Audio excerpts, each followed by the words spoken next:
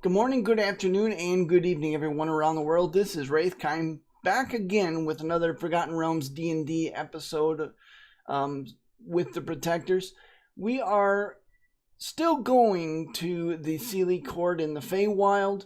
The Protectors have met with Tolliver and are retiring for an evening, preparing for their next steps along the journey. What's going to happen? Well, let's find out.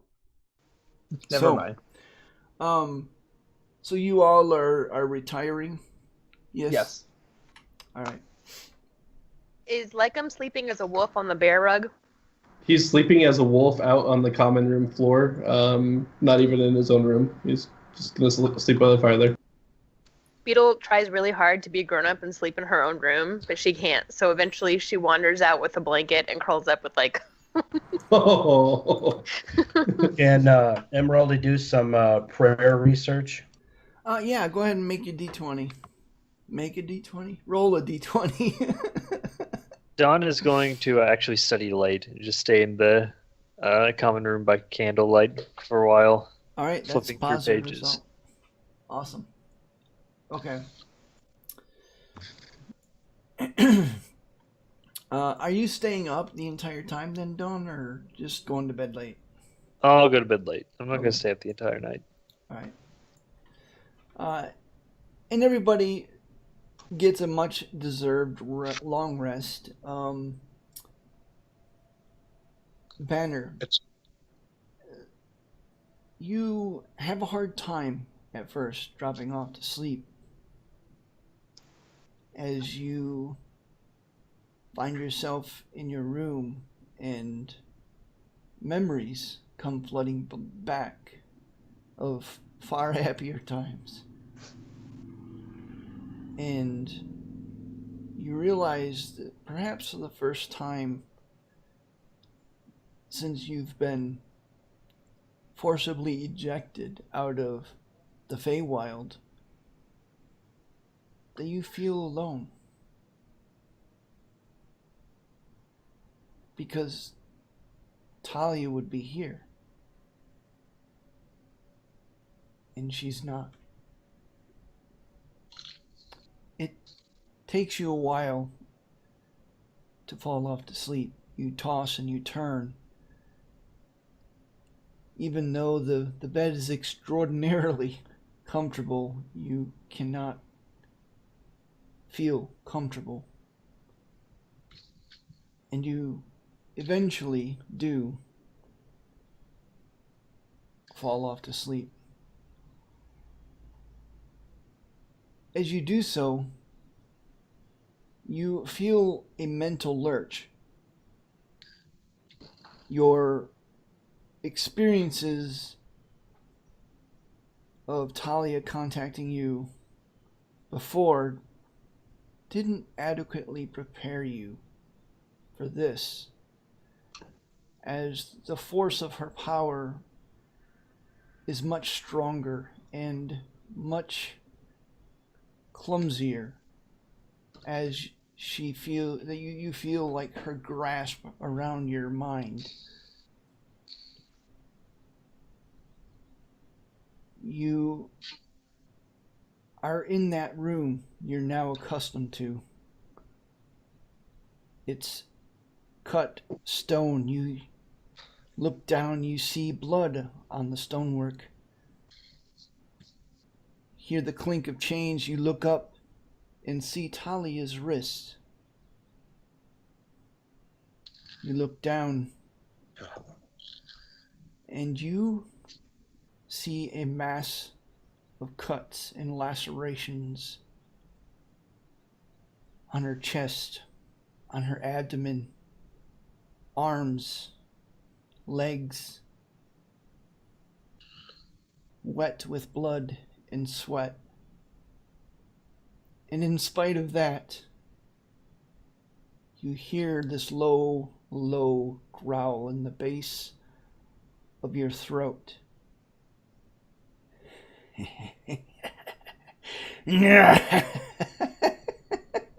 And well,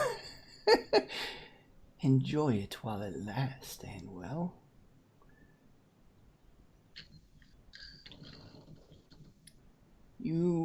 feel a sharp blade at your throat. Your head kind of leans back, baring your throat, almost daring him to push. Can I ask? And then it kind of nudges, and your eyes open. Crouched on a chair across from your bed, holding the hilt of a long two-handed sword, gleaming silver, its point resting against your neck, is an elven woman in silver plate armor with short golden hair. And she says, "Tell me, hound, why I should not cleave your head from your shoulders."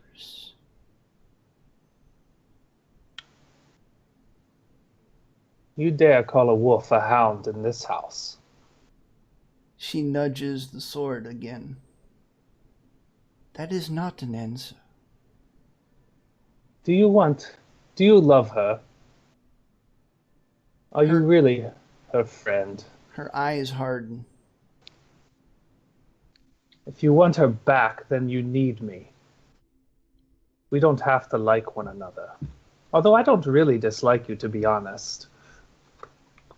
She kind of cocks her head, short curly gold hair kind of springing a little bit.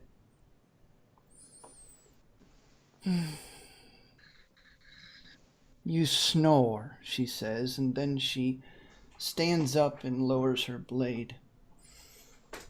And your friends stink. It's good to see you too, Shealia. Will you tell that hound in the common room to at least take a bath? She puts the two-handed sword over her shoulder and kicks open the door. Lycum, you are jolted awake as she just, this silver-plated, white-skinned elf walks out with a two-handed sword on her shoulder. Yes, Phyllis? Can I say that Phyllis was about to knock on Banner's door as she kicks the door open and wakes up Lycum? Absolutely. It smacks into your head, and you actually feel the trickle of blood going down your nose as you kind of backpedal, and this strong-looking elven maiden with short golden hair kind of saunters out. At the commotion, I leap out of my bed from my trance and cast mage armor on myself, thinking we're under attack. Lycum? I do not Leap have a up? surge, though. Yeah, Lycum jumps up and he just gets on all fours and starts to growl as all of a sudden just being startled. She, At which point, Beetle leaps up and draws a dagger. What's happening? What? the elf looks at you like him and she goes, "Quiet! Sit!" You're surprised that you immediately sit down as a force of power kind of goes through you like you've never felt before. And you kind of blink and she kind of smirks and she goes, "Good doggy." And then she continues out the door. Am I able to do anything else right now? Yeah, the moment has passed, and you feel the magical induction for you to sit down release. And you realize that it's felt like a much stronger form of some kind of command spell. Well, that was Shealia, everyone. Emeraldy stumbles out. What the hell was all of that? I follow. Is she always such a bitch? I catch the tail end of it, but I don't really see her. Lycum just changes out of direwolf form as he forcefully stands up and just he's livid, but he's silently livid, not doing anything. Yeah. Banner gives Lycum a knowing hand on the shoulder and just goes, "It'll be all right."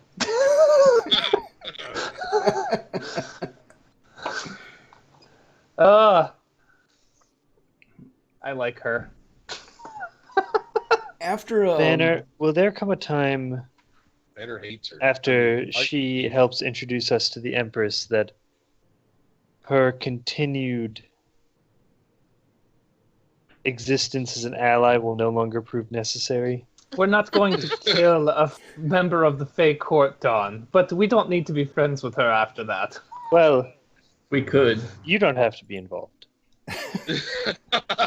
We can do it as we're leaving.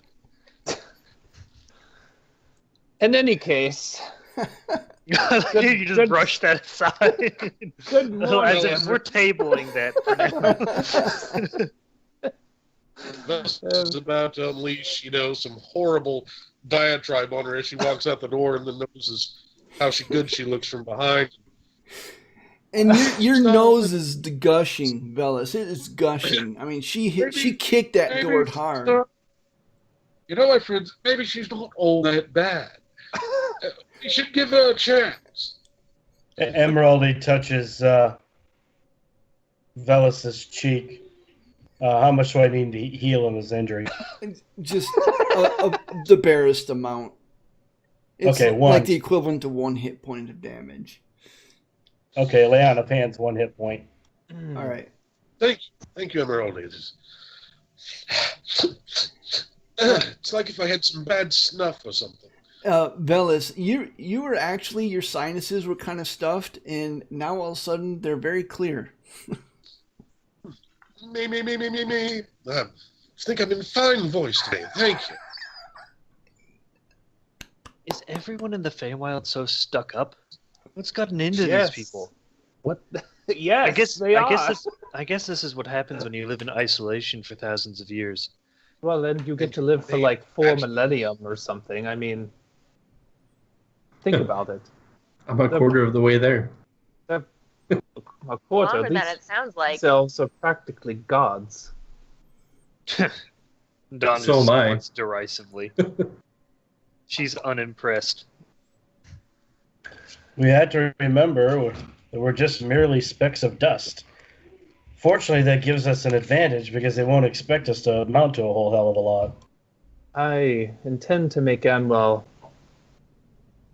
well aware of that weakness. Now that I can get behind. Sometimes it is good to be underestimated, my friends. So why was she here anyways, waking us up in the middle of the night? Oh, well, Kicking She did exit from Banner's bedroom, so I can only surmise. I would stop you right there, Velas.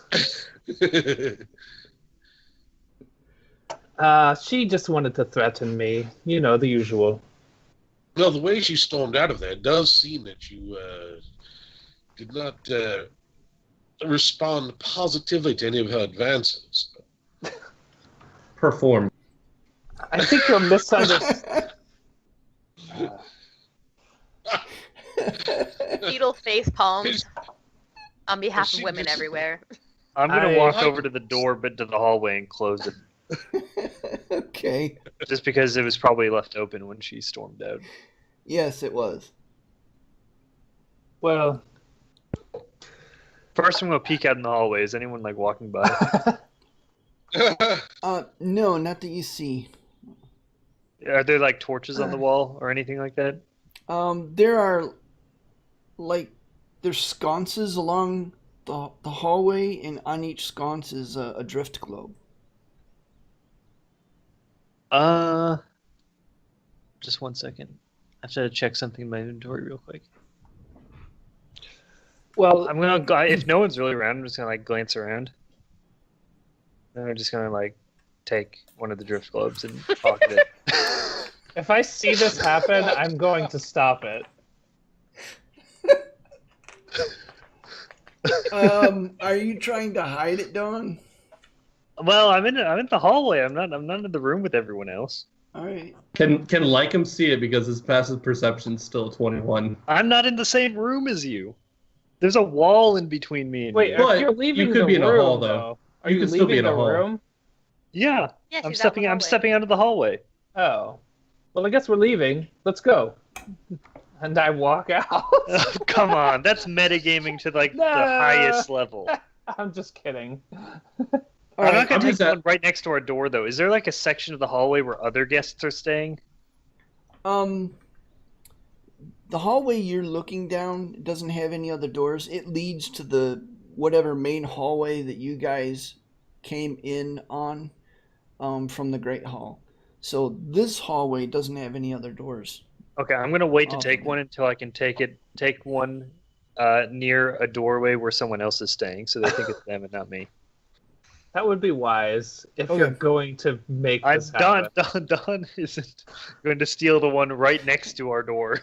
Dawn, as you're I like, walk back in. okay, I'm tabling that thought for now, but I'm gonna come back to it. Well, we should go downstairs. It looks like Shally is here. Plus, we probably need some breakfast. Any thoughts? I just hope the food here is more pleasant than the company. Yeah, that was our ally. We need her. What can I Great. say? For now. Just about as much as I need, please. I'm going to at this point. What was that? I almost spilled my Oh. water all over. It scared me. Banner, I promise not to do anything that will impact our chances of success at helping Talia. But once all of this is over, all bets are off.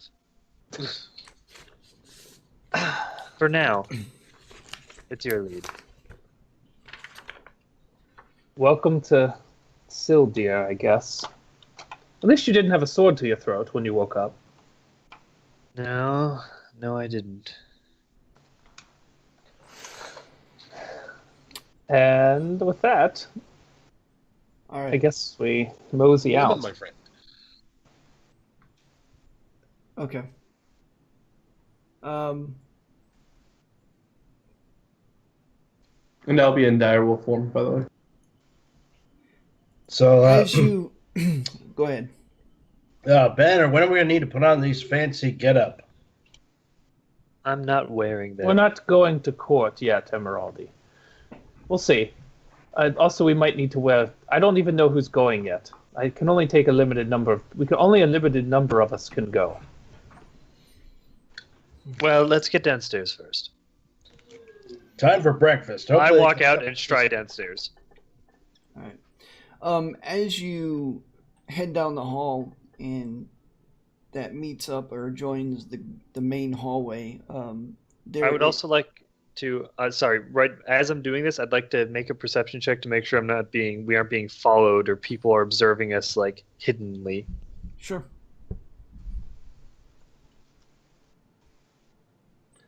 All right.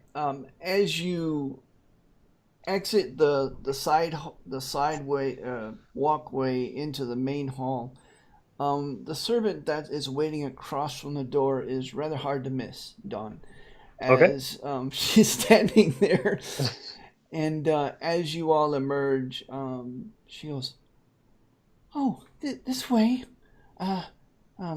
There's food over here." And Is she a star elf?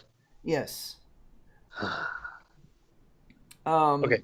As she leads you back towards the Great Hall.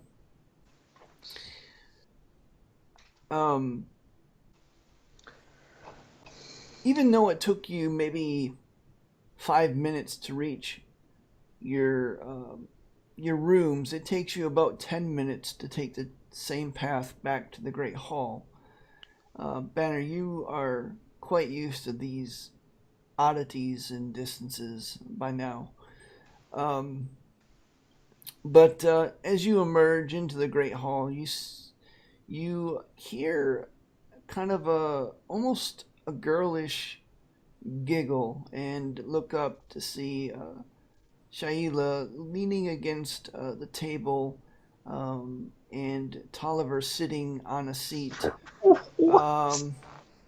And as you all emerge, both of them, Tolliver just kind of clears his throat, and Shaila just kind of nonchalantly stands up on her own 2 feet. And meet your eyes, Banner, and just kind of rest both hands on the pommel of her 2-handed sword that's now resting point first in the ground. Banner does not hide his grin as he walks in. The table is laden with fruits and breads, a few cheeses, some wine, a lighter fare that most nobles eat for what passes as breakfast in these parts. Is there no meat on the table? There is not. Oh, Lycum looks up at Banner in direwolf form and says, "I know you have wolves here. Where's the meat?" I just put up a hand, like, give it 5 minutes. Banner, All right. you would know that the only meat served is to the wolves, and it's in the kennel. Right. I just don't want to send him out to the kennel without at least first making sure it's okay. Right. I mean, the kennel is massive and houses almost every wolf in the compound. As you approach, Tolliver says, "I hope you slept well." I slept well. I don't know. Well, sort of. Waking up was another matter. Shaila, her mouth actually twitches into the faintest of smirks. But then she just kind of dismisses you out of hand and lays her sword on the table and takes a seat and just starts eating. Go ahead. I'll sit down. And... All right. Do you all follow suit? Lycum curls up next to the table. Yeah, do we have to sit at her table? I sit next to Banner. Okay. Emeraldi, it's the only table there. However, I mean, the table is about 100 feet long, so I'm sure if you wanted to...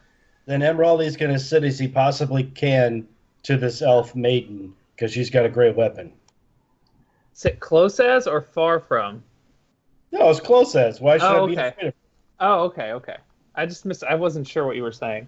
her? She's so fast, she'll probably miss all of her strikes anyways, because I'm so short.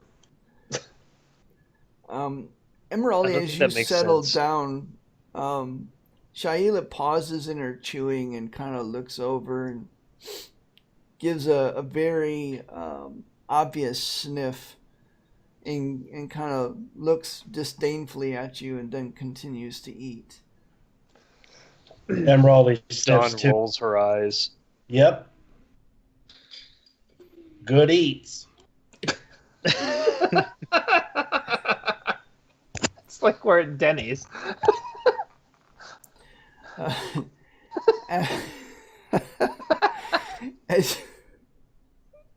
As you all settle down, okay. As you all settle down, Shaila finishes eating a few grapes and then looks up to you, Banner, and says, "Well, you all will be going to court today. Tolliver will pick 3 of you. Since he is the current head of the 3rd most powerful house, he should be able to get an audience to the Empress fairly soon. As for the rest of you, I will get you into the court proper as a part of the audience, on the sides.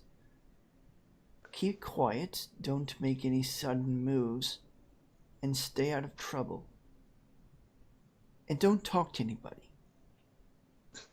Don't do anything, basically. Banner actually says that. Shaila looks to you, Banner, says, I will be at my place at her right hand. But you should know that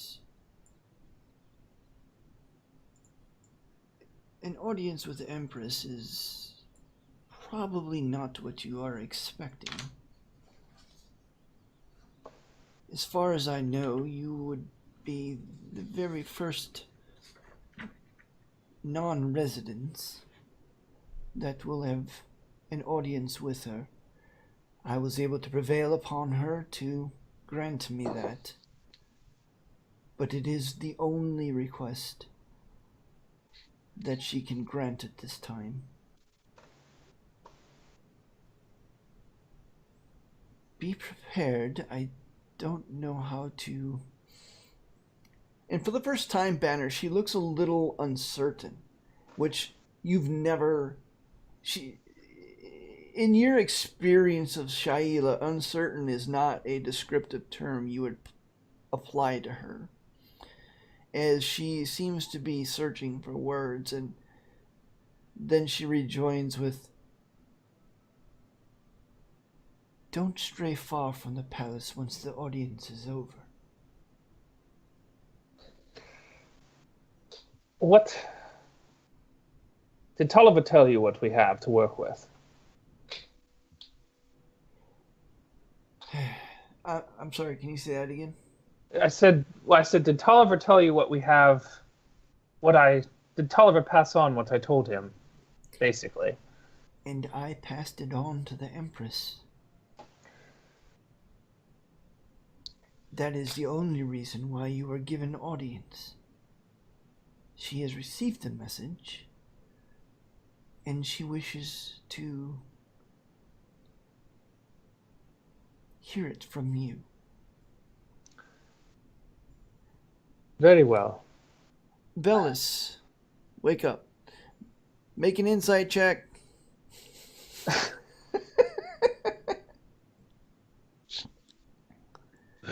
Why me?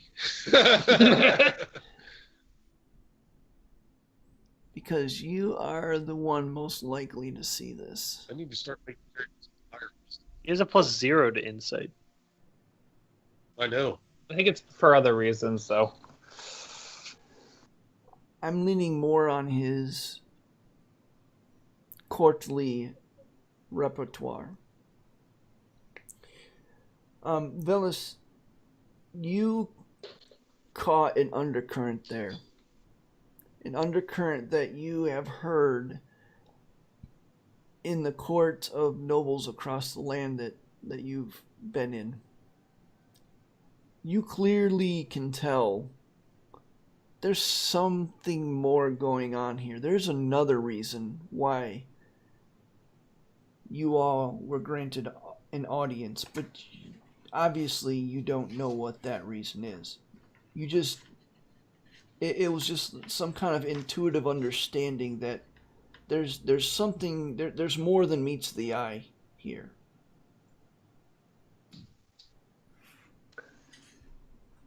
I think we all suspect as much.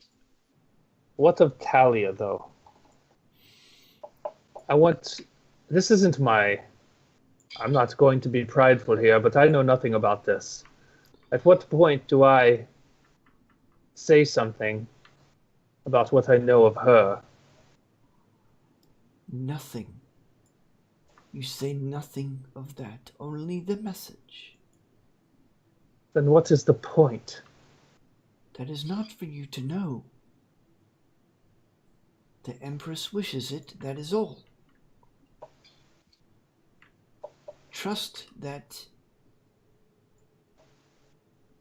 when she asks that you stay near after the audience, there's a very good reason for it.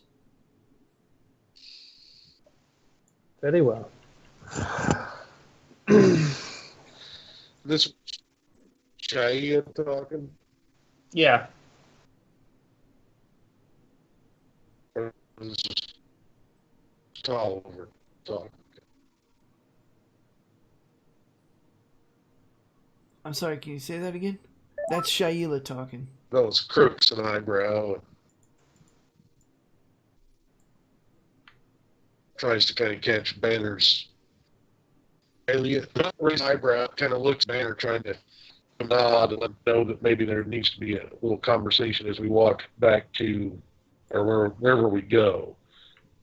He's to whisper something to Banner and You're- looks. You're I breaking. acknowledge. Hold on. You're going through a tunnel, Velis. Yeah, you're breaking up really bad. I think what he said was he just gives me a wink to let me know that he wants to talk to me later. Yes, I got that too. And I acknowledge that. Okay. It does not take very long for Shaila to finish eating, at which time she kind of unceremoniously pushes aside her plate, picks up her two-handed sword, leans it against her shoulder, and just kind of saunters out of the main hall, never looking back. It was good seeing you. Emeraldy calls out, "Amazing sword!" She pauses at that, and again, like Velis playing the same tune as Tolliver the night before, she stands still for a moment and then just continues on.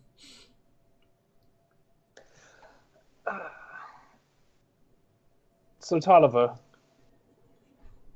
I know that I'll be... Are you all right? What was that for? Yes, I'm fine. I'm fine. I'm just an audience. She didn't tell me that. I suppose not. You dog. I don't know that. He ignores you as he continues talking. I don't know that this is a good thing or a bad thing. This is unprecedented.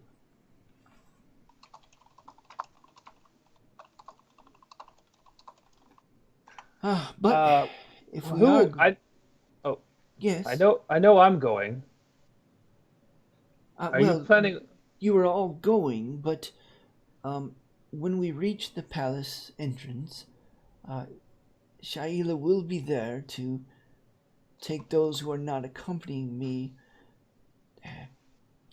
The audience is an audience, not just with the empress. It's with all the courtiers, with all the houses. They all are in attendance. Usually there's a row of seats, much like you would see at a cathedral, perhaps, off to the left and off to the right, and then those who have been granted an audience goes down the middle aisle and presents themselves. Your friends will be on those seats. It should not last long, especially if, they rarely last long, but since you're not residents, I would expect it would last, it would be a shorter audience than most. Be prepared. I don't know what kind of stir you will set off once you darken the doors of the throne room. I'm sure it will make no few number of people very angry. Well, that is my special talent, after all. When I am here, I'll be by your side. Who else are you taking is my question. You, of course. And he kind of looks at the rest of you and clears his throat and says, Banner, I don't know your friends very well, so I rely on your experience. Bear in mind, a misstep could be fatal. So I've heard. If I could open my mouth for a second, Yes, my dwarf. strongest suggestion would be No human, no dwarf, and no gnome. Only take elves with you. No need to give that much more affront. Yeah, but Well- our elves are the least charismatic of the lot. That's Well, not true. I have the highest Don has charisma. charisma. Well, Only if so keep does- their mouth shut. Well, there is the You have the matter of highest charisma. You have an equal charisma mine. there is the matter of Dawn's magical nature. I Don't don't want worry. to. I don't want to put her in that. I don't want to put you in that position, Don. Using magic in front of the Empress is essentially punishable by death immediately. If I can't use magic there, I won't. I can control it when I'm not using it. Okay. You can count on me, Banner. Beetle I would- laughs as Dom says that when I'm not using it. Well, And most of the time when I am using it. there is Mhm. also the. I don't think anyone will be speaking unless spoken to, which means I'll probably be the only one speaking. So I don't know, Velas, if it really matters that much. But I would just like to say, and then I glance at the star elf sitting across the table from me, and I say, Banner, can I speak to you for a moment in private? okay, Tolliver arches an eyebrow and smirks. I just pull him off. It doesn't have to be far away, just far enough away so if I whisper, no one else can hear me. And I put my back to like him so he can't read my lips. that's smart. And I just say, Banner, if, and I know this is a very edge case scenario because we don't anticipate anything going drastically wrong in there, but if you just take me in there with you and something goes horribly wrong and we need to get away very quickly for whatever reason, I do possess the ability to transport us instantly a good distance away as long as there's only one other person there with me. So that may be something you want to consider.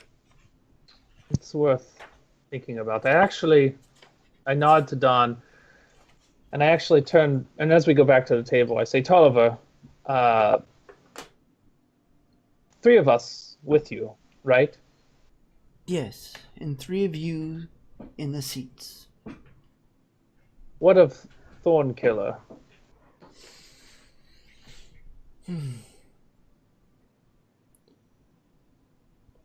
He thinks for a moment and, well, it's not unprecedented for Talia to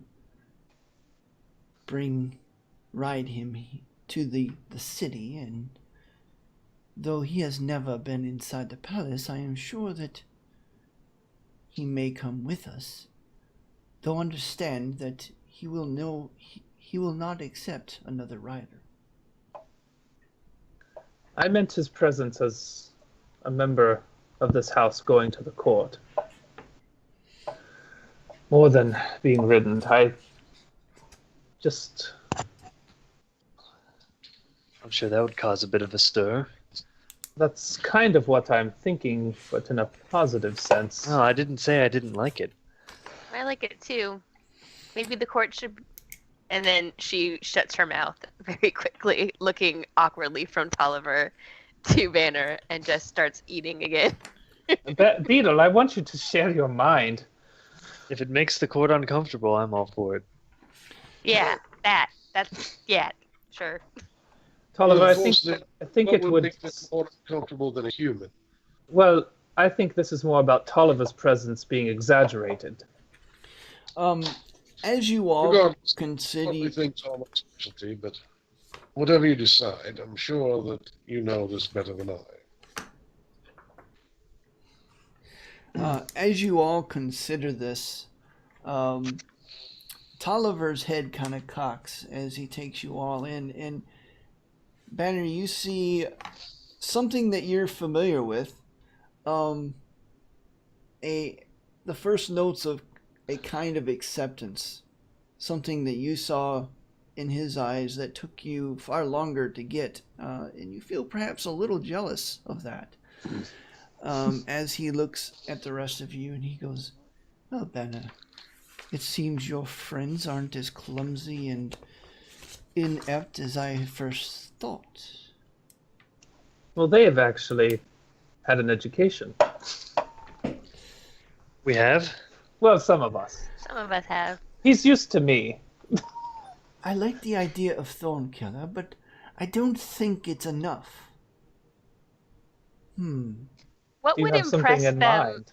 We have to impress them, right? That's One the moment, idea. and he just turns on his heel and bolts out of the Great Hall and out of the double doors, slamming them open to the startlement of one of the guards. And he goes, "Oh, Lord!" and and he's just off. And it takes. I reach for my plate of food and just keep eating. All right. Yeah. It's about 5 minutes he's gone, and as he comes back in, you see an uncharacteristic smile on his face, and trailing him, you see a pale-skinned elf with flaming red hair, and wearing very familiar chainmail with a tabard over it, as the captain of the Wolf Guard steps in after him. When you say flaming red hair, is that like a descriptive adjective or is that like a literal flame? Descriptive adjective. Okay. Well, it's the Feywild. I don't know. They're not ASMR. And Tolliver says, "You! Tell him what you told me." He points to you, Banner. I said we need to make ourselves as intimidating as possible in the court. The captain of the Wolf Guard kind of pauses and looks at Tolliver, and he gets this mischievous little expression on his face. And he goes, "Are you sure, sir? Last time we done that was, well, probably 300 and something years ago. I think it's past time, don't you?" You sound due. Well, all right. I think we got about 300 or 400. And he turns and kind of heads back out. And Tolliver says, "Well, then, it's settled. About 300 to 400 wolves will accompany us. And their riders. A parade, then. A show of significance." I like it. Right. I am on the table. And as he's saying that, Tolliver, he gets this like boyish grin on his face, and Banner, you're struck by, relatively speaking, how young Tolliver is, as he is, after all, Talia's kid brother, and he seems like he's just more excited over the fact of this impromptu parade than anything else. And he goes, "Right, I've got to get dressed," and he heads back off to out towards his room. Okay. Well, I don't know who's actually going with him now, but, well, he said to leave that to me. I think if Thornkiller is coming into the hall, that leaves one of you. I think Dawn makes a good point, or she did, when we stepped away from the table. If her and I need to get out of the limelight, she can take us out of there quickly. Are there any other thoughts or objections or other ideas? No, Or I it need does to sound take like a the bath court. and get scrubbed up. Those just shrugs. sound And like the that's court- most likely it wouldn't even be necessary if I was there because there wouldn't be an issue. But as you wish. Okay, Beetle. I don't feel like I will be of any particular use to you, but I'm glad we'll be there at least present. But it does sound like this court could use a reminder that this house hasn't lost its bite. Besides, in her head, Dawn is thinking that things have a rather uncanny ability to work out when they really need to around her, just as a like I don't know if she's really aware of her bend luck class feature, or if that's more of a subconscious thing that happens. But having it there on standby for Banner, if he needs a slight boost to a check he makes, could be very useful. Mm-hmm. Well, also, Banner. But Actually, oh my, okay, yeah. is it magic though? Does that? It's not a spell. It's not meant like there's no visible effect or anything like that. It just happens. It's true. I don't know how it works, so I can't say. I just told you guys you can't cast a spell, and that's what you gave me, Brian. So I'm just saying that's what I passed on. I don't make any hand motions. I don't look. I don't say anything. It just happens. Don't use magic. Oh man. That's what Anyway, I said. Don't use magic. I just saying. Also, Banner and Dawn kind of had their moment the other week, so I think this is fitting. Banner, I want to talk to you. What are you going to say? Well, I'm going to deliver Talia's message, and it sounds like from Shialia that What, should keep my- what I was going to say was sometimes, having listened to you talk, your patterns of speech sometimes kind of ramble. This may be something you may want to practice so you could deliver it with a crisp, clean delivery. Banner's like, Speaking from someone who rambles at times. it's all right. I'll practice. Wait, Emeraldi. what did Crazy Face Armor Lady say about what you should and shouldn't say? Well, she said the Empress wants to see us after the audience, or told us not to stray after the audience. Like perhaps So like she may might want want to a see private us, word. there or might be there may be a messenger, or there might something be like that. more to this audience than meets the eye, or than what is taking place in the court. All right. So in the chamber is the public face of our audience, and there may be more to. Yes. Which means I should just But deliver after the the fact. message. Right. Let's just do what we're prompted. This time, let's just play it by the book. I have a feeling I'm Yeah. going to be asked to speak. So, Well, it would be kind of odd if you were asked to go to the council chamber to give a well, I message meant I'm not going to be and speaking then not myself. asked to speak. I meant I will speak when spoken to. I have. Is there something I have to wear in particular? Actually, I'm going to go check with Tolliver. I don't think we ever actually bought fancy clothes, did we? Yeah, we did. Yes, we did. Oh, we did. Yep. Okay. Did I like did Lycum I get got fancy peer clothes? pressured into it. Did Lycum? Because I don't have it Lycum listed doesn't wear anywhere. clothes. Well, so then, in that I- case, you should wear your fancy clothes, Don, and I'll wear my dress armor that I got. Which, for I- Banner, what Banner is going to wear is going to be a sort of a dress armor that has like a white wolf fur cowl. sorry, around just saying the neck. dress armor sounds ridiculous. I understand what you're saying, but Well, I'm going to go get cleaned up. It's going to take me a while to scrub But we should. You all should these all. places. do I have to? I've never put it on, Banner. Emeraldi goes to go get scrubbed up and put on his fresh clothes. Come Okay. on, Don. We'd all like to see you in your. Lycum's not going to wear any. No one even wear- knows what I bought because I've never Odin worn stay it. best. I don't know, but Yeah. we should all clean up and take a bath and wear our nice clothes. Banner, you did mention that we can't cast spells, but can I show up in my direwolf form, or must I be in my natural form?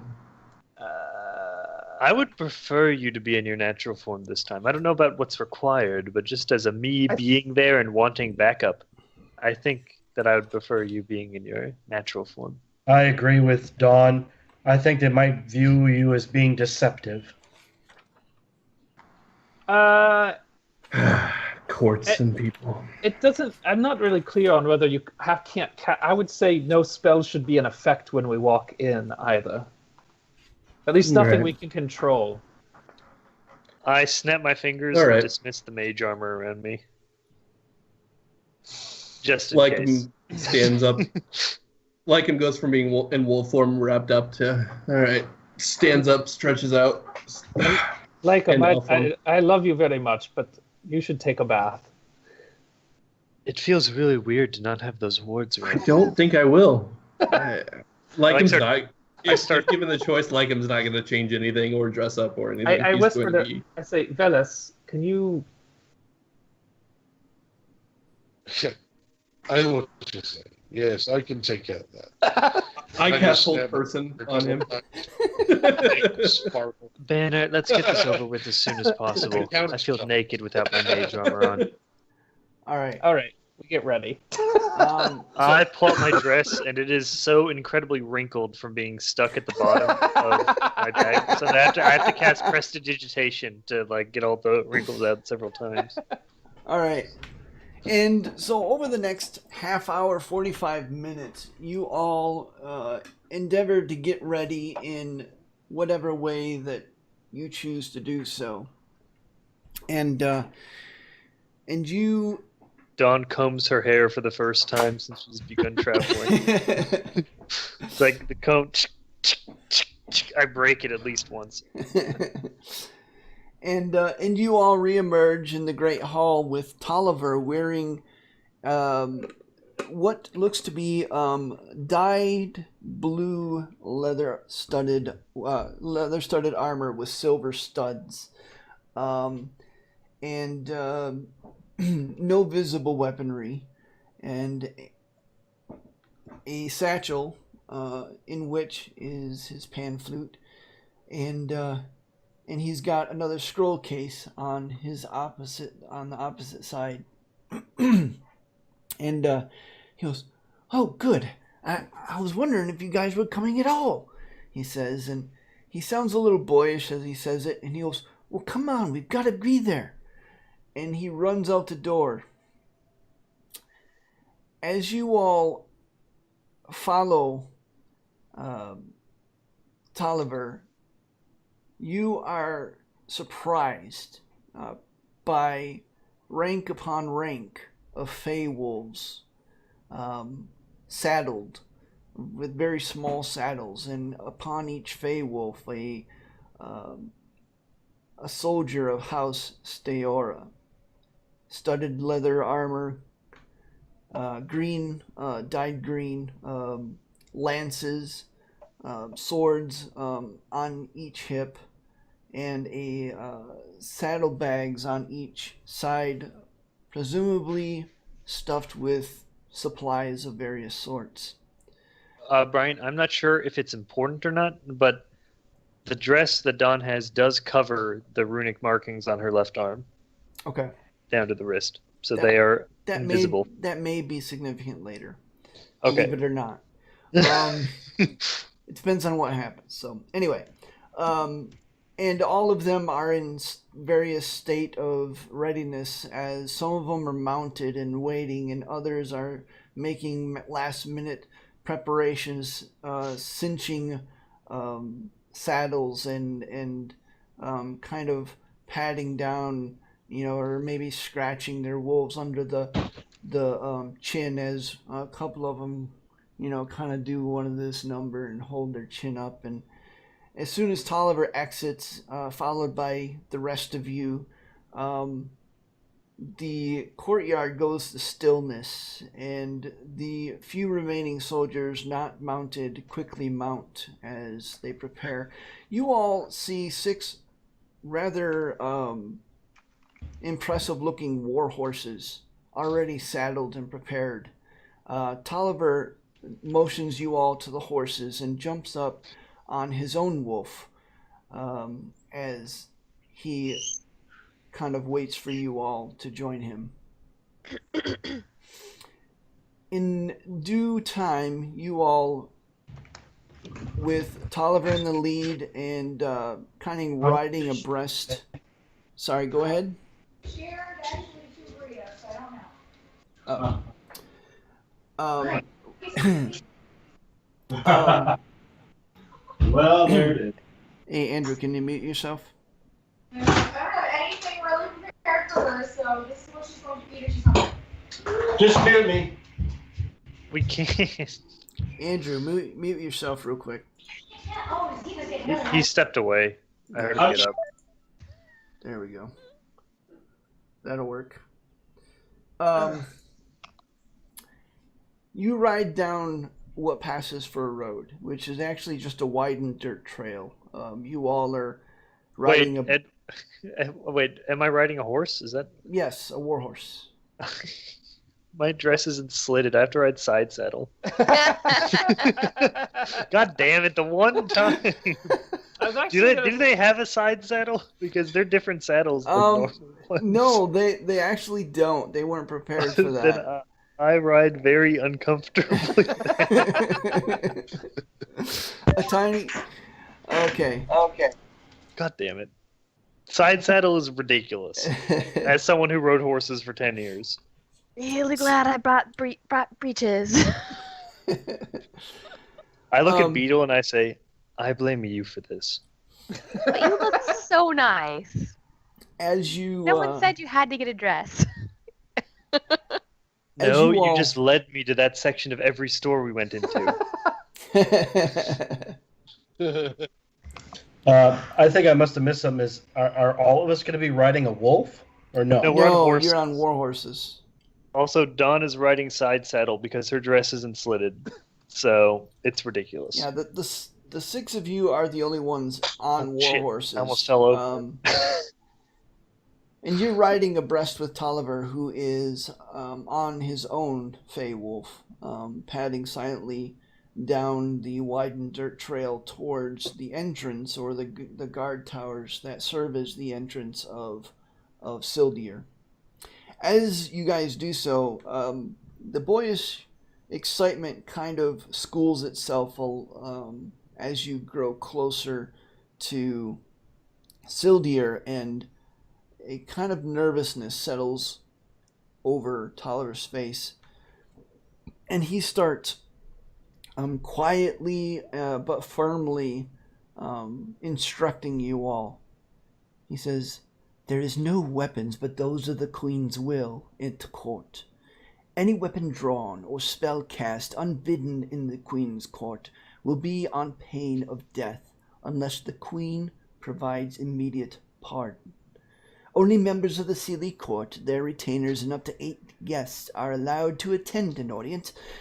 Thankfully for you, I've got an exception. The Queen sees those requesting an audience by order of rank, blah blah blah, not important. When entering, and this is important, when entering the throne room as to be given an audience to the Queen, you must always face the Queen. You may meet her eyes, or allow your eyes to drift to those arrayed by her side, but should not be seen to take in other court members. When you arrive near the throne, you must kneel and wait for her to bid you rise. If you stray too close, you may be warned to come no further on pain of death, as it can be seen as a threat. When addressing the Queen, you must at all times face the Queen. A retainer may come to address you, and in so doing, you are allowed to put your... I'm sorry, let me try that one again. A retainer may come to address you, and in doing so is allowed to put his back to the Queen. But the penitent, being granted an audience, must remain facing her at all times. Upon leaving, a formal bow is expected, after which the penitent may turn on their heel and make their way out of the audience chamber or to the back of the room, where the penitent may then break to the left or right to take their place in the crowd. Do you have any questions? How do we address the Queen? Her arch magnificency? He kind of looks at you and goes, "Your Majesty will suffice. Don't get creative. You must understand that,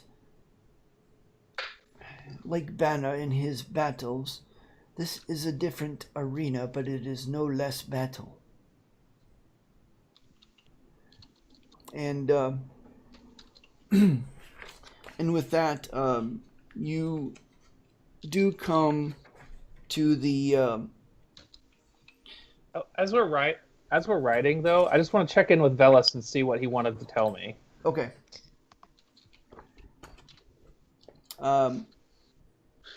So you do so, Velis. I ride up closer to you and kind of look around. And as I talk to you, my hand kind of goes to my chest, and you kind of see me just kind of rubbing my chest like this. And when I'm doing that, you see the two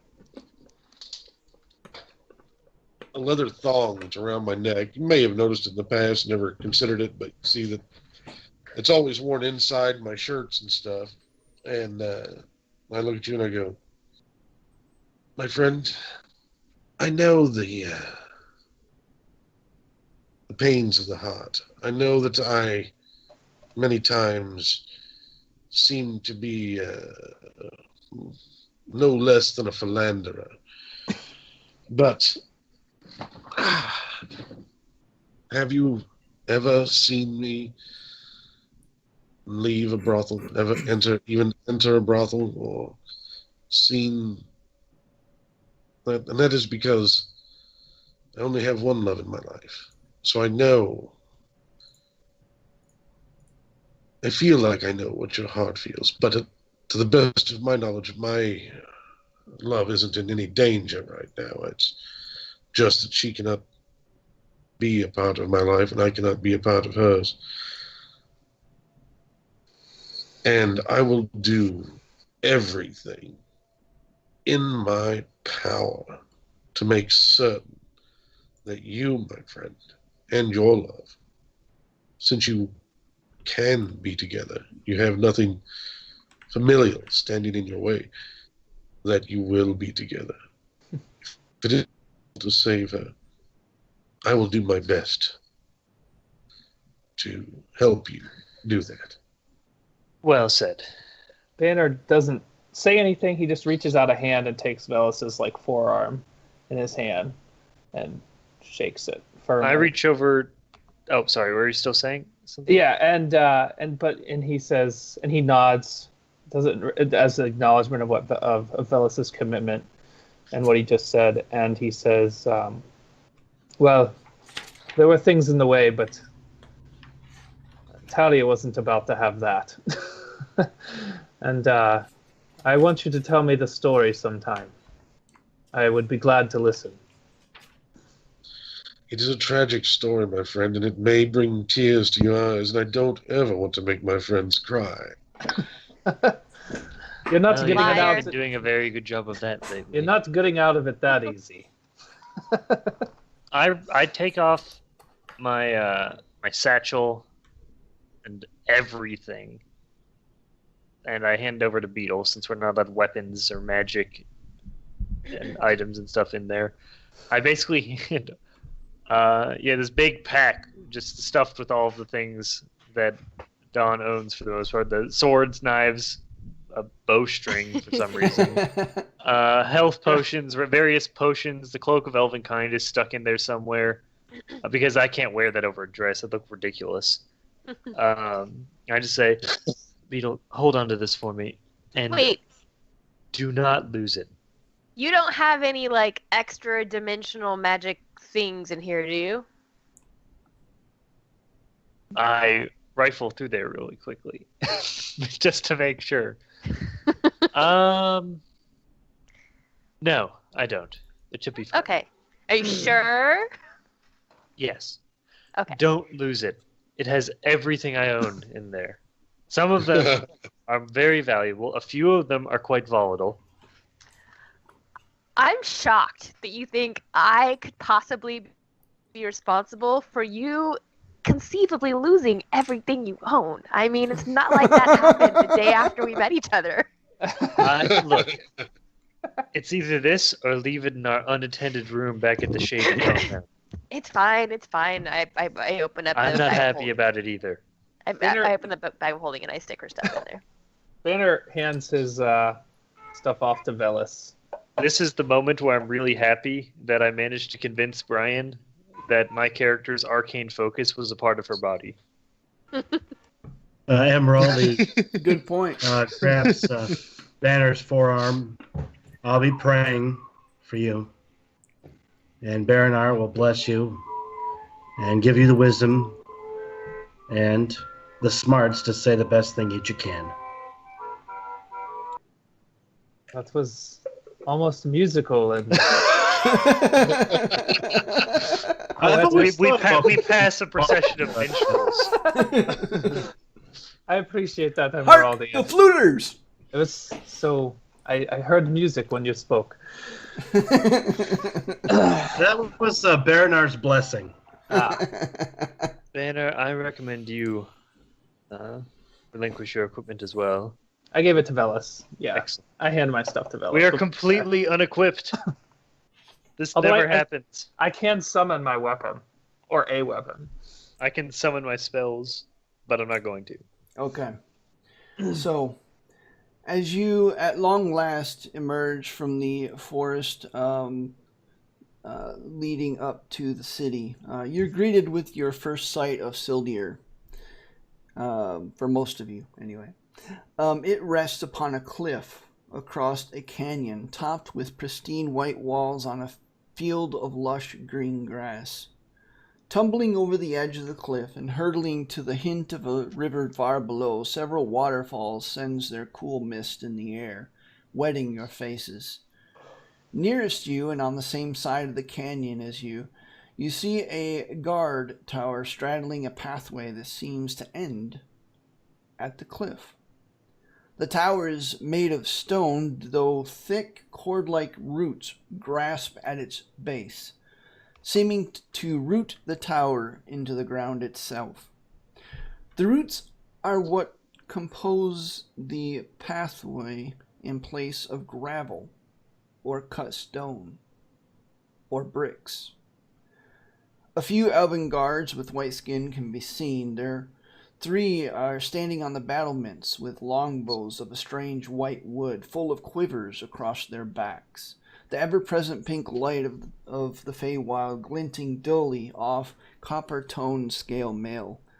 At the base of the towers, one to each side of the pathway, 2 white-skinned elven guards see you emerge from the forest, and then see the wolves. Rank upon rank of wolves emerge from the forest. Each guard holds white-shafted spears with silvered tips in a manner that suggests that they are well drilled in their use. Even so, they look a little nervous. As you near the guard tower, one guard says, We can't let you all in there. Tolliver merely stops and gazes down at the guard, says nothing. Everything is quiet, save for the calls of birds in the nearby forests. And then the captain of the wolf guard nudges his mount forward, the wolf taking a couple of padded steps. Not quite abreast of Tolliver. And he says, My lord Tolliver, is this guard giving you trouble? Tolliver merely looks at the guard and says, Tell me, guard, are you troubling the third most house in the court? The guard suddenly looks very uncomfortable, tries to make himself appear smaller, and his eyes kind of dart to the left and right. You can tell that he wanted to be anywhere else but where he was at that moment. And he goes, The retinue of House Steora may pass, he says nervously. He steps back and kind of waves towards the other guard, who is now, without waiting for the signal, already stalking back towards the guard tower. The nervous-looking guard then turns on his heel and goes towards the guard tower, and you hear him yell, Hurry up! They disappear within the guard tower. after maybe 10 seconds, all of a sudden the roots that were on the path start to move and rise, and they begin extending across the chasm, intertwining one another. And on the other side of the chasm, where you see the twin of the guard tower that you are now near, another set of roots, thick, cord-like, and strong, meet in the middle and entwine with one another, creating a bridge. Without waiting, Tolliver kind of thumps the sides of his wolf and continues on. The bridge creaks ever so slightly, but holds very firm as you all follow. Not waiting, the rest of the woven force follows after you, led by the captain of the Wolf Guard. The doors to Sildir are already starting to open. As you go through massive white marbled doors, you see a familiar sight, Banner, the trade district. As far as you can see, the trade district is a bustle of activity. The main road continues on, and the very first thing, aside from the market in the middle and various houses of what would pass as normal for any other city, surprisingly enough, it doesn't speak to you as being wild or alien of any type, except for when your eyes see a incredibly big tree. Sorry. My voice is starting to give up. Banner, you recognize this as your old haunt, the square tree inn, which is built into the base of this massive tree. And you can see carved windows out of this tree as it continues on up and up. Its height rivaled only by the tower of the palace itself. You guys, I'm sorry, not you guys, but your force, you all continue down the main street through the market district, not bothering to wait. It's about a quarter mile, then a half mile, a mile, 2 miles through the city, the market district. You reach the cordoning wall, the wall that separates part of the walls that separate each district in this massive city.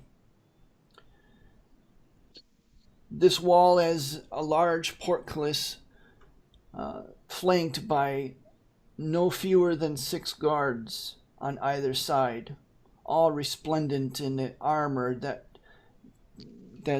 glints gold in the pink light, each holding spears that are well made, some of them serrated.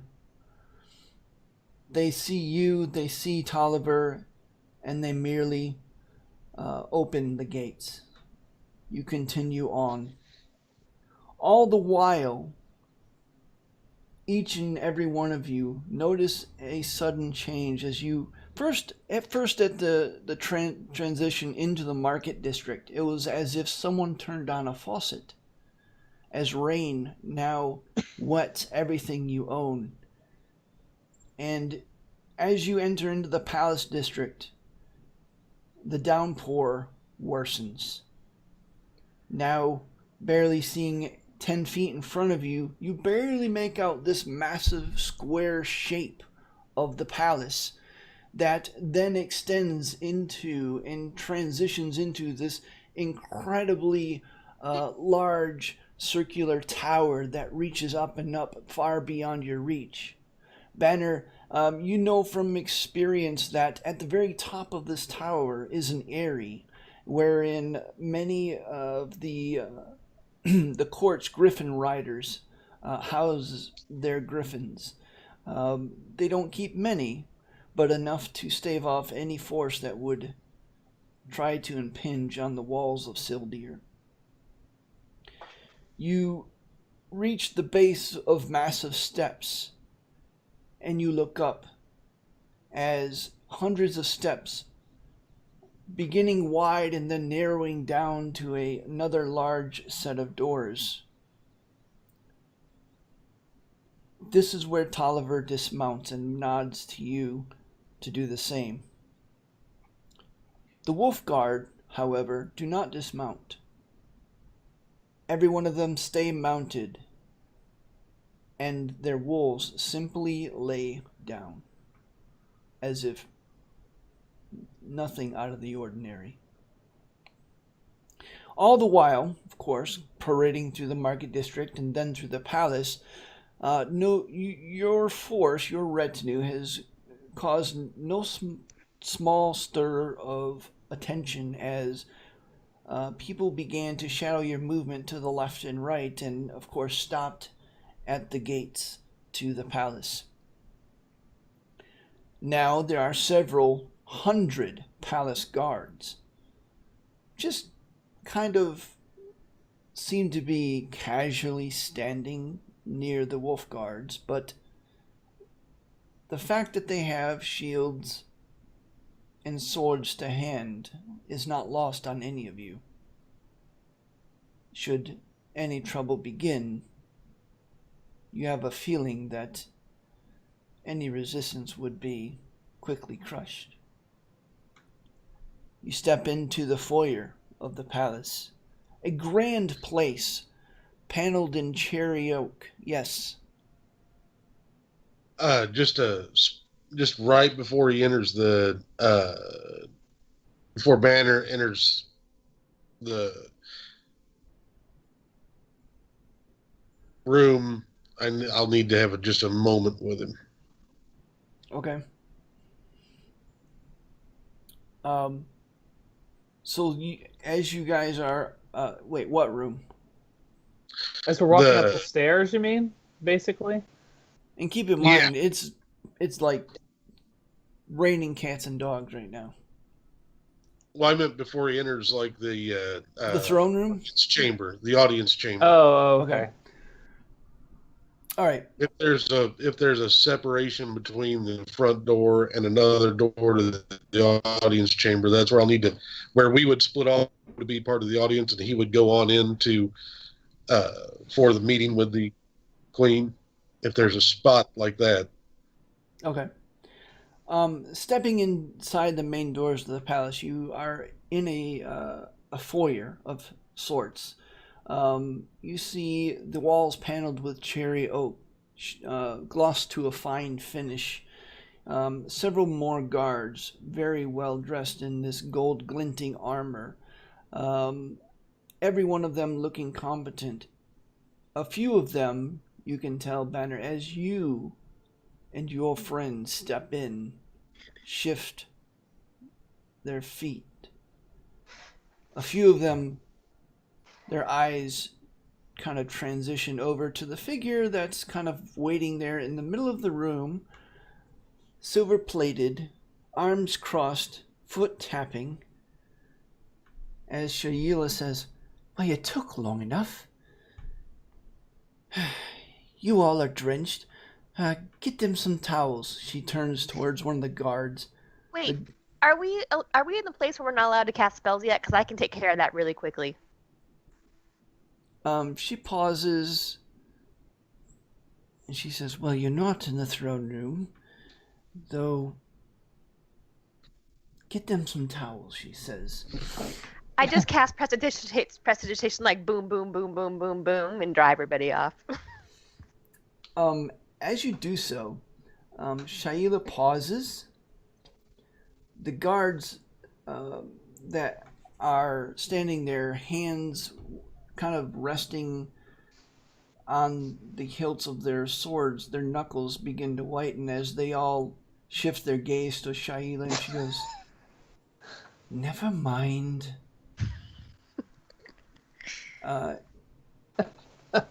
she turns back to you all and kind of gazes at you, and she goes, Banner, don't make me regret this. And then she says, you, and you. And she points out Beetle to you, to Emeraldi, and to Velis, each of you. And she says, come with me. And she immediately leads you off to a hallway down on the left. Yeah, go ahead, Velis. Just as I'm leaving, I look to Banner and I go, start spreading the news. We're separating right now. You need to be a part of it. Feywild. Those vagabond boots, I know they're longing to stray, but you need to get right through the heart of it. Feywild. And I give him inspiration before I walk away. All right. You have a D8 for inspiration, bardic inspiration. As she pulls, If they don't detect that, they shouldn't detect my Ben luck either. Just throwing it out there. Is Lycum not magical effects? going? Yeah, with them too? Lycum's like, Actually, wait, it's am I not not joining? a effect. It is totally just him being inspired by my pure being. I looked it up. There's absolutely nothing magical about inspiration. All right, Jeff, what were you saying? Lycum, as she points out those three, he's like, wait, am I not joining you all? That was not part of the plan to be with them. Lycum's in the audience too, right? Because that's what I understood. So, wait, Tolliver's- who's all going into the throne room then? Well, I thought Tolliver was taking Thornkiller, which leaves 2 spots for me and Dawn.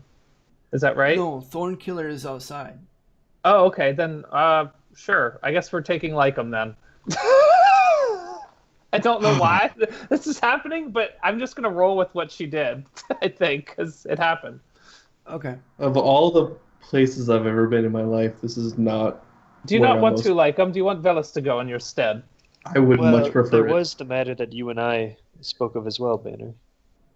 Well, we have to take somebody else. I think that's expected, unfortunately. Velis, you are much more acquainted with courts. I would prefer to not be in the front of any of what's about to happen.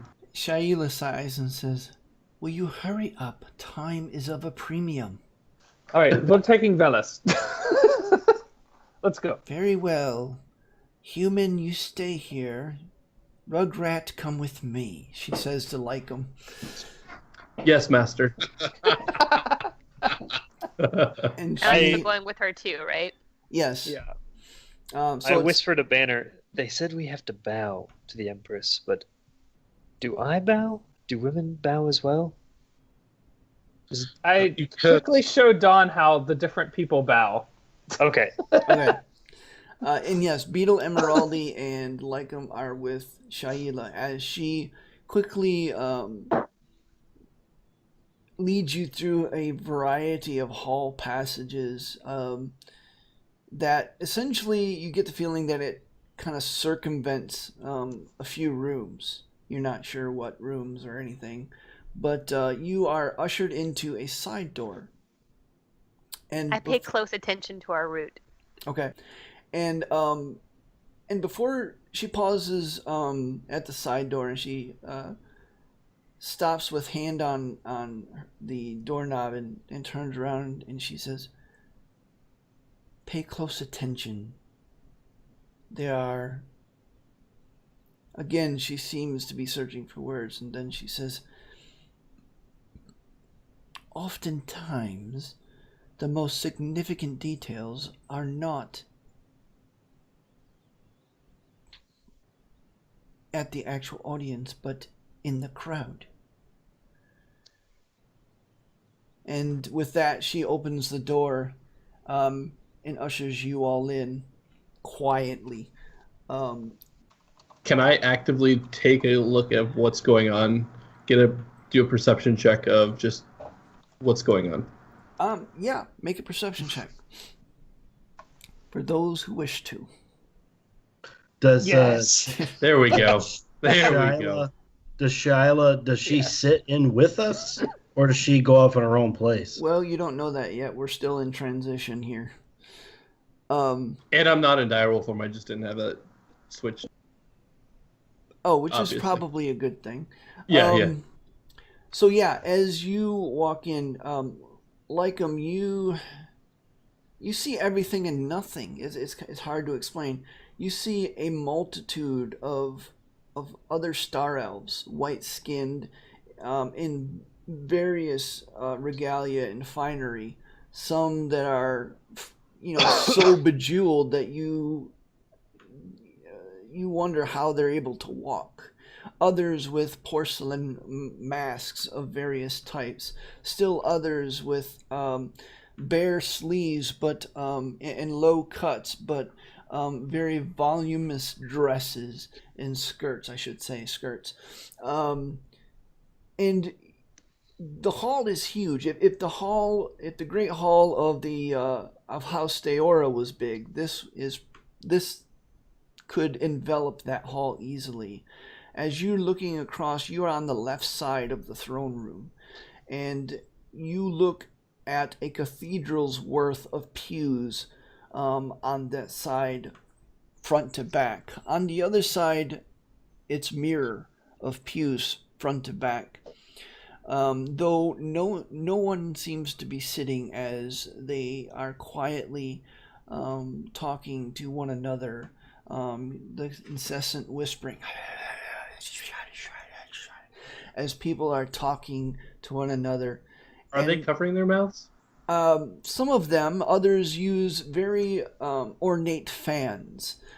Still Okay. others have it looks like a paddle. It's more like a wire frame like this, and they just simply hold it up like this as they cross their arms and they speak.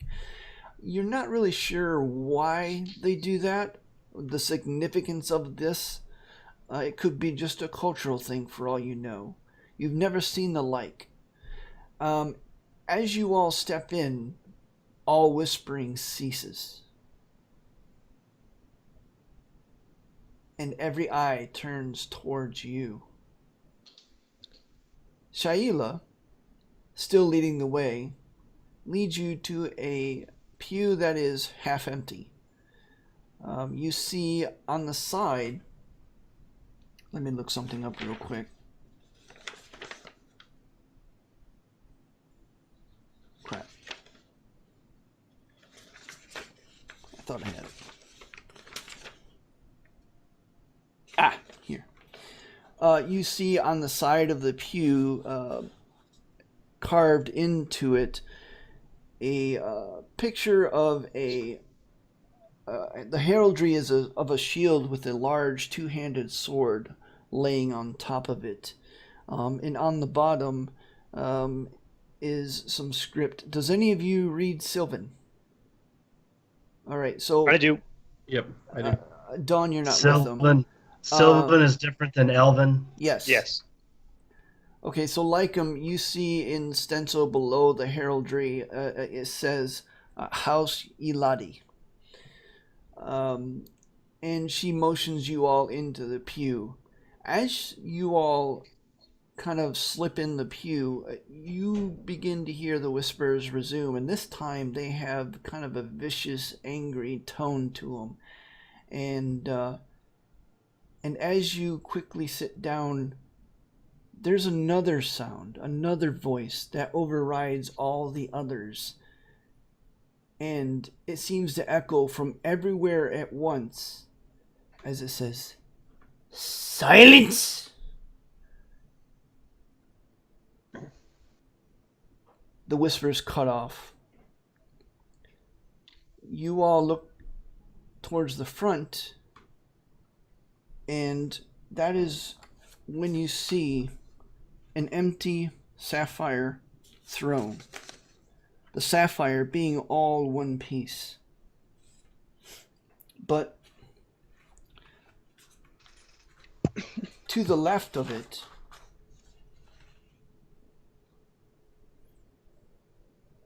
towering nearly 9 feet above it actually, stands a thickly muscled figure with a wide leather belt holding up armor-plated leather pants. His right hand holds a thick staff spiked at either end. Naked torso thick with black fur. and scarred horns curve over a bovine head. The Minotaur shifts its hooved feet and gazes sternly at the audience. Back in the foyer, Banner, you wait. The guards not moving an inch. White-knuckled grip on their palm on their hilts.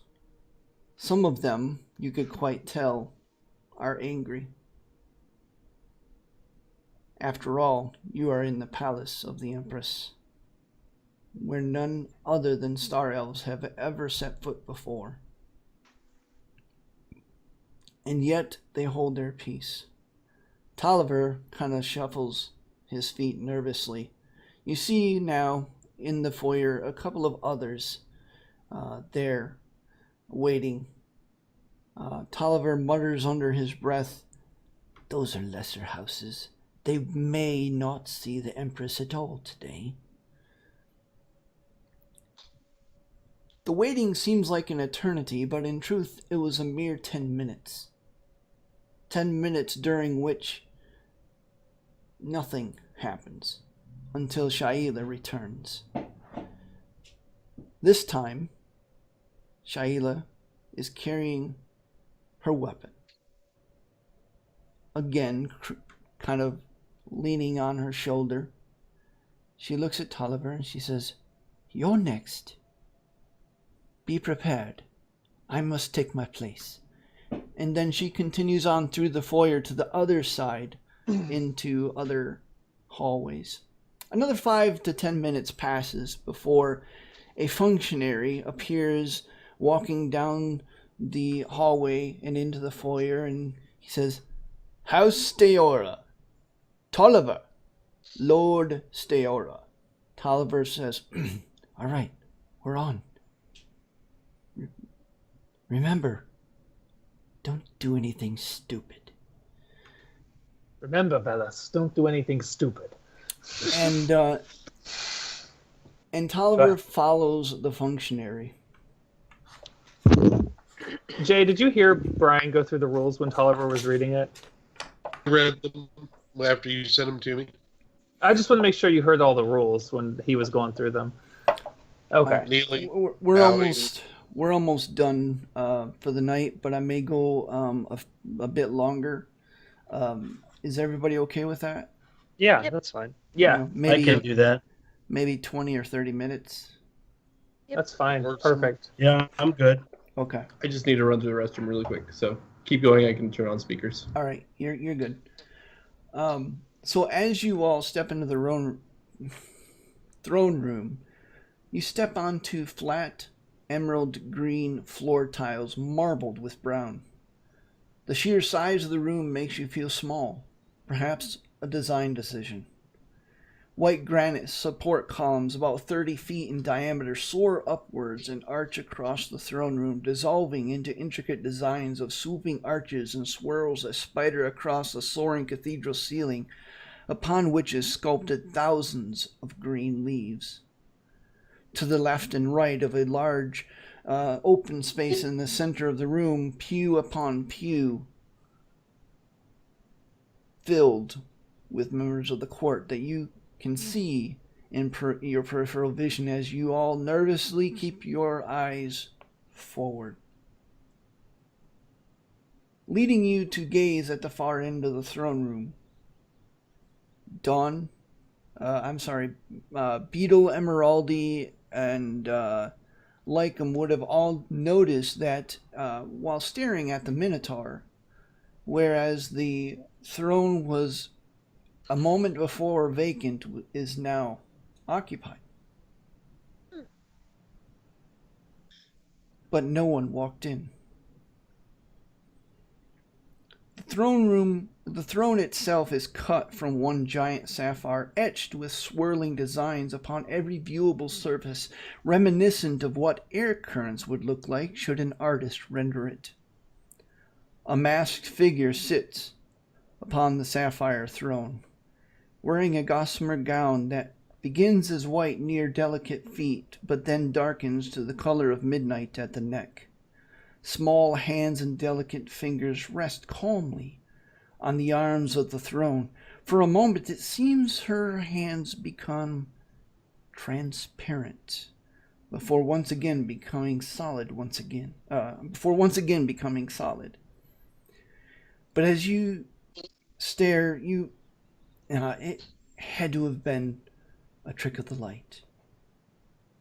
In a holder built into the throne and near to hand is a white staff, at the head of which sits a jewel transmitting a soft golden light that is mirrored only by the eyes of the Empress herself, eyes that gaze as unblinkingly from behind her mask. The mask itself, at first glance, seemed to be sculpted of wood, stylized to look like many leaves sweeping back over her head to end in soft flaring points near its back, while etched vines curl across both cheeks. In the center of the forehead of the mask, a single white diamond, seemingly out of place as it glints dully. To the right of the throne, the familiar form of Shaila, resplendent in her silvered plate armor, hands resting on the pommel of a finely made two-handed sword, again a familiar sight. Embossed upon her breastplate, the shield with the two-handed sword. To the left of the throne, Banner, Dawn, Velis, you all see for the first time the Minotaur shifting its weight, its hooves grinding heavily as you gather. That's a big. Go ahead. That's a big fella. Tolliver nervously clears his throat and his back stiff paces forward. An angry whisper again erupts in every direction as a few of them actually shift in their places to twist and turn and look upon you all. A few of them made as if to get up, but then remembered their place and leaned back into their seats once more. You cover 10 yards, and then 20, and then 30. Finally, 40 yards in, Tolliver kneels. What do you all do? Banner follows his lead and walks in. I just wanted to say Banner also walks in with his head held like high and with confidence and tries to project as much of Talia's presence as he can and does not flinch, and then kneels and waits to be told to rise next to Tolliver. I walk up beside Banner, just back straight, head high, and kneel as well with him. All right. Bellis, what do you do? I think he said he did the same thing already. Okay. 5 or 10 seconds pass, and again the angry voice blares out, "I said silence!" This time the booming voice reverberates off the walls. Then you see the first movement of the figure on the throne. A small flick of the finger as it begins to tap. The first sign of mobility, the first sign of any emotion. And then it stops. From every direction at once, a whispering, feminine voice says, "You may rise." It sounds oddly insubstantial. Tolliver rises and then says aloud, "Your Majesty, thank you for the honor of presenting my friends today. I would not have made the request, but for the message he brings. I do not wish to affront you nor any members of this court with their presence, but I felt it of great import.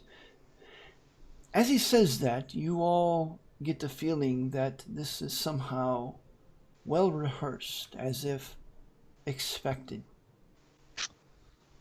You hear again the angry whispers erupt on every side, but a simple growl from the large minotaur causes everybody to fall silent.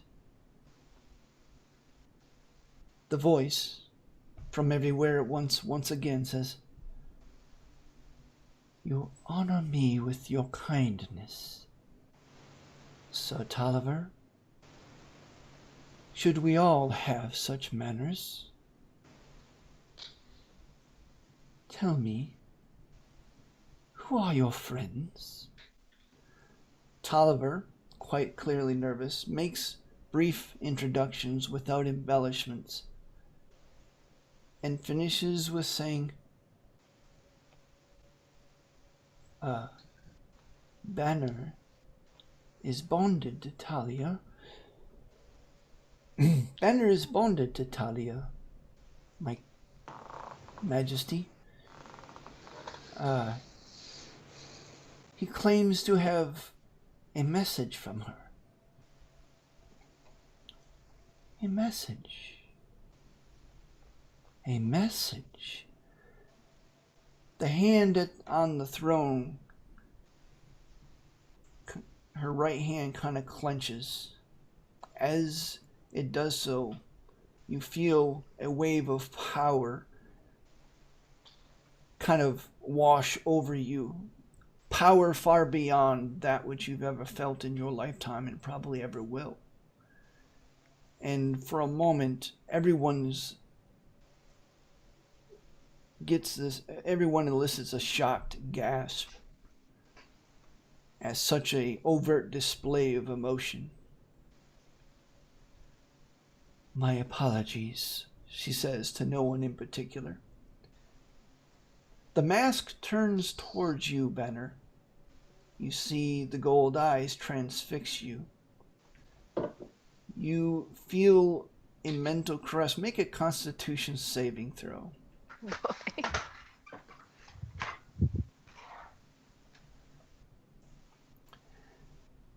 The vast experience and power of the mind brushing up against you causes you nearly to sway on your feet.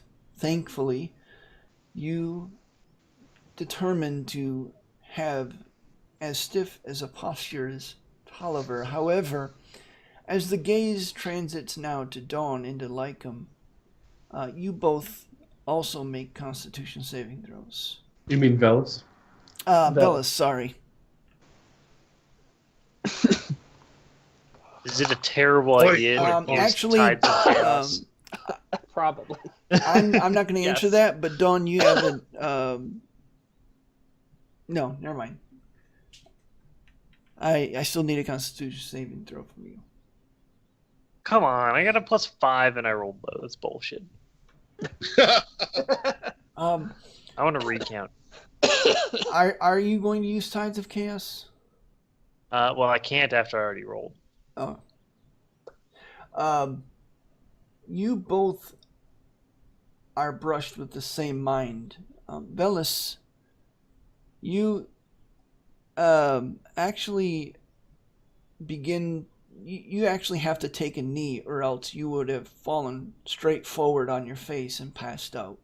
As you're now kneeling there and trembling, Dawn, you are fine, but you're swaying on your feet at this point, as the vast power of the mind that brushes against yours was unexpected and somehow difficult for you to quite comprehend. I play it off as adjusting my stance. Banner, you see Shaila kind of shift in her feet, and she kind of closes her eyes. The only outward expression you've seen from her since entering the throne room. The voice again says, "We are met, Banner. Tell me, what news you bring?" Banner first says, Your Majesty, and acknowledges sort of her acknowledgement of him.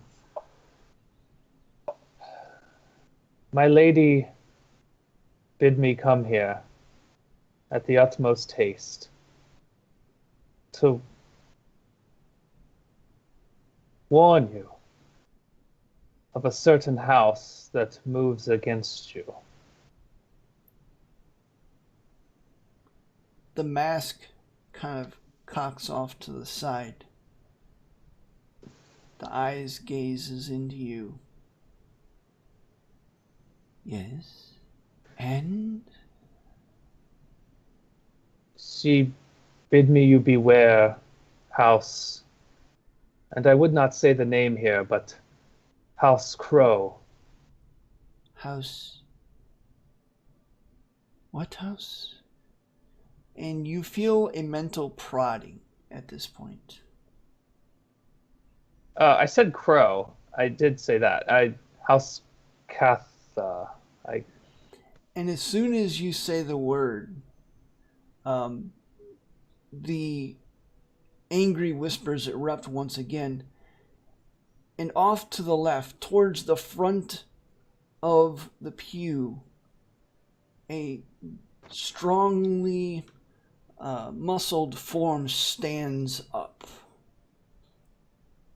Says nothing, just stands. The whispers stop in surprise. The mask shifts over, and you hear the voice says,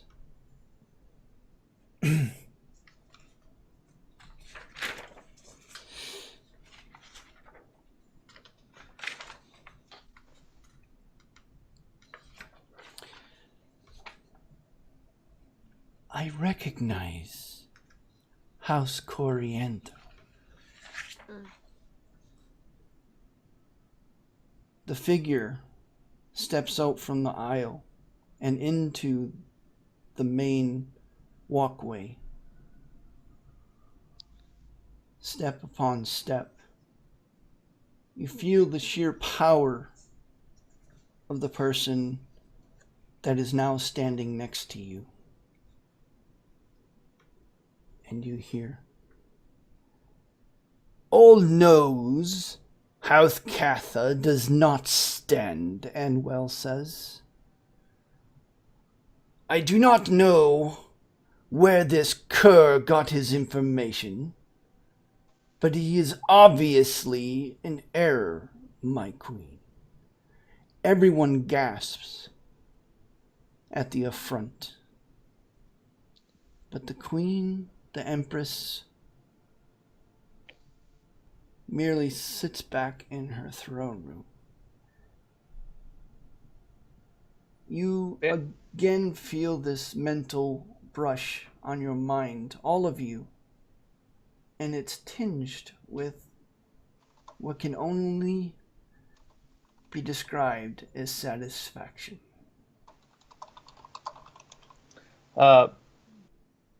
Banner's knuckles are turning white as they clench at his side.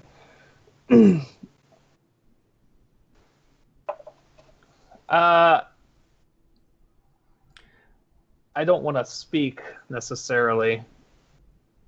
I kind of like give a side eye to Tolliver to see if I'm okay to sort of challenge. Make a perception check.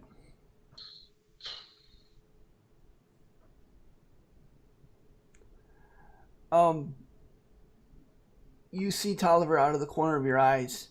His jaws are clenched. His jaw is clenched. And he kind of catches your eyes, and he just kind of almost shakes his head imperceptibly. Okay. I wait then, for the time being. Tolliver speaks up. He says, Majesty, is it my understanding that House... This is what happens when I get my notes all mixed up. Corianthal. House Corianthal is challenging my integrity and the integrity of my guest. Again, silence in the courtroom. Anwell merely gives a subtle shift of his head, still looking at the Queen. His eyes dart ever so briefly towards you, Banner. And he smiles. Call it what you will, Tolliver. Call it what you will. The truth of the matter is, if that is the case, where is your proof? Again, silence. And then the Queen herself stands up. It's rather surprising. The Queen is not a very large individual, delicate hands and delicate feet, and yet, as she stands, strands of wisps of white power rise off her. And she says, there will be decorum in this court, and well, whether you would have it or not. It is not for you to determine the veracity of his claims. It is for the throne itself. Elwyn would know this. Where is Elwyn? Anwell makes an apologetic gesture. Says, I'm sorry, Majesty. Elwyn was not feeling well. He could not make it. May I convey your message to him? Outside, the downpour is punctuated by lightning as it cracks across the sky.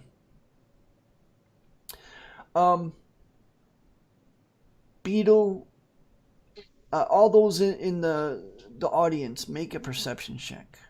I already did it. I've been waiting for a chance to ask. Okay. Oh, 21. Nice, Beetle. Those are all good. All right. You saw when Anwell slipped out of his pew from the same side door that you guys entered, two very curious figures also entered. Not with the finery of everyone else here, but with plain black clothing. A shadow of a reflection hints at chainmail underneath. One of them settles into the pew, the same pew that Anwell was sitting in. The other seems to be very tense as his eyes tracks Anwell's approach to the throne. Hands kind of darting into the folds of a cloak as he waits. When the Empress rose, he starts slowly walking towards Anwell. Again, not revealing his hand, but then as the lightning strikes, he stops. All of you there see the Empress's gaze shift to the dark figure and then shift back. The only acknowledgement of this new person. The hooded head seems to incline, steps back, and then settles into the seat next to you, Beetle. Is there anything familiar about this figure? No. But as the dialogue continues between Anwell and Banner and the Empress, I keep on calling her Queen by mistake, the Empress, he pulls down black hood to reveal silver hair and white skin of just another star elf. He leans over and says, "Tell your friends the Empress has a favor to ask of the foreigners." To ask of the foreigners. The foreigners, okay. You will be conducted to the garden districts. He straightens back up and then just disappears. Okay. All I did to acknowledge that was just to kind of subtly nod my head, just a teeny fraction. As the thunder rolls, Banner, the Queen simply sits back down. Everybody is quiet, and you find it a little odd that this little dialogue seems to have accomplished absolutely nothing. And the Empress says, "For your service, Banner, you will be rewarded. And I thank you for your time and your message." Then she shifts her head to Anwell and says, "Let it be known that Coriantho is no longer in my favor, should another outburst like this occur." And as she says that, her voice fades away, as does her form, and then the throne is vacant.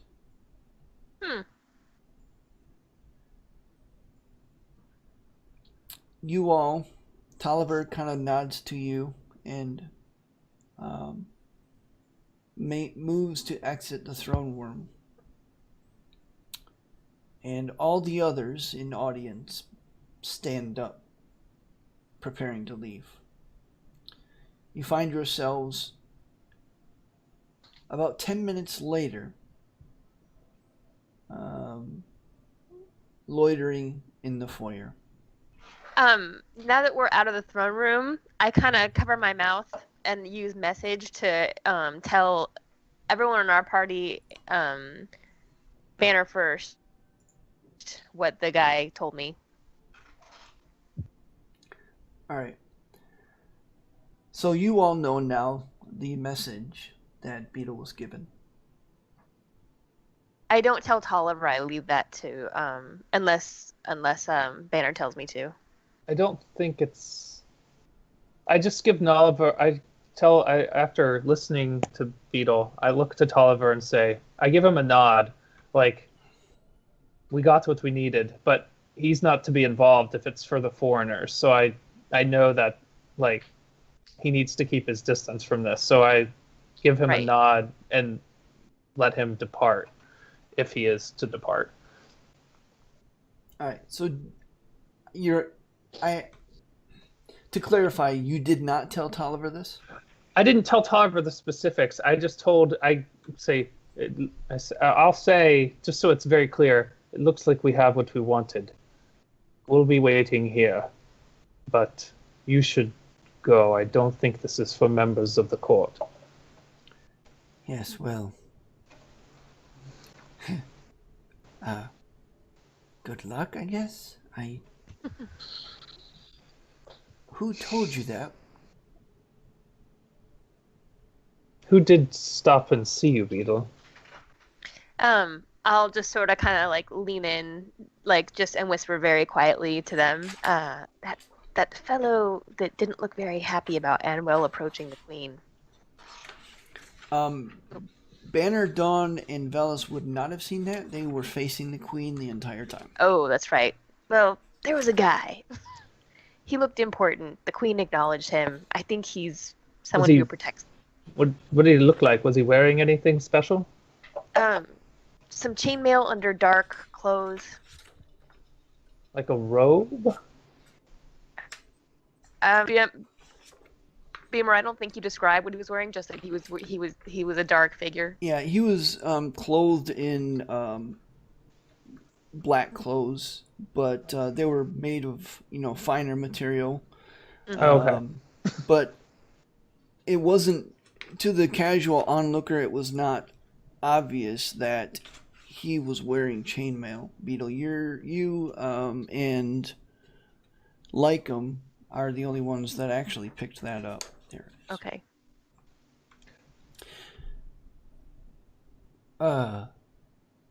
Are you telling this just to Banner or Tolliver as well? Just to Banner. Well, Tolliver's the one who asked me, right? Tolliver is the one that asked in general. Yeah, then yes. I would very quietly whisper that up to Banner and Tolliver specifically. As you do that, his expression grew troubled. And he says, "You're right, this is not for any decent court member." Is it who I think it is? His eyes slide over to you, Banner. I don't know. Who do you think it is?